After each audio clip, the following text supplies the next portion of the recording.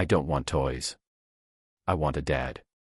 He never expected a 4-word sentence to tear down every wall he'd built.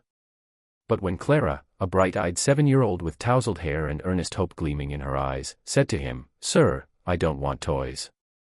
I want a dad," the words cut deeper than any boardroom defeat ever could. The hook, a heartbreaking confession.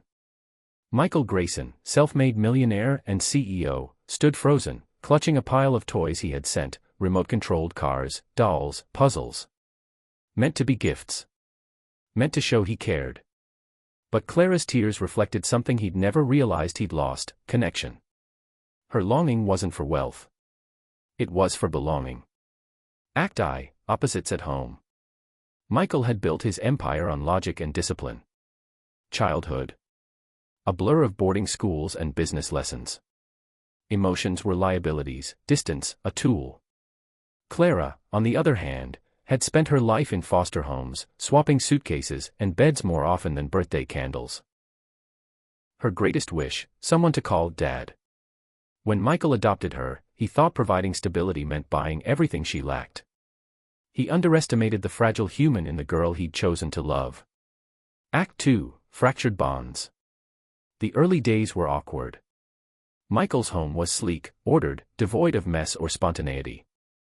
Clara was chaos in pastel, art scribbled on walls, mismatched socks, giggles that filled empty spaces he didn't know existed. He tried. He brought toys, took her to school, read stories, always precise, always perfect. But she shrank from his attempts, unsettled by routine and craving warmth instead. One evening, Clara hid in her closet, tears damp on her pajamas.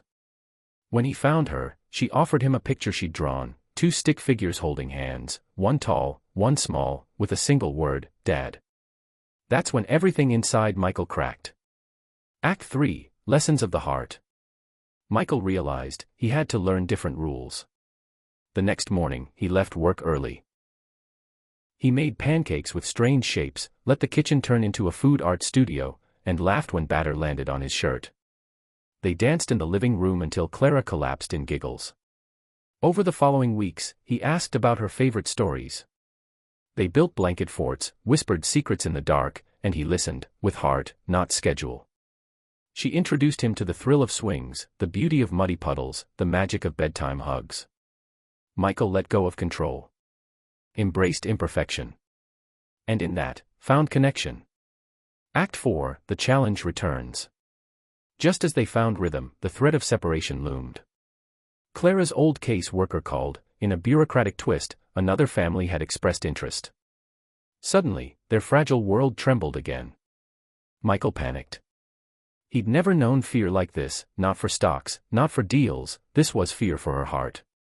He rushed through paperwork, sought lawyers, attended hearing after hearing. Clara watched, pale and st.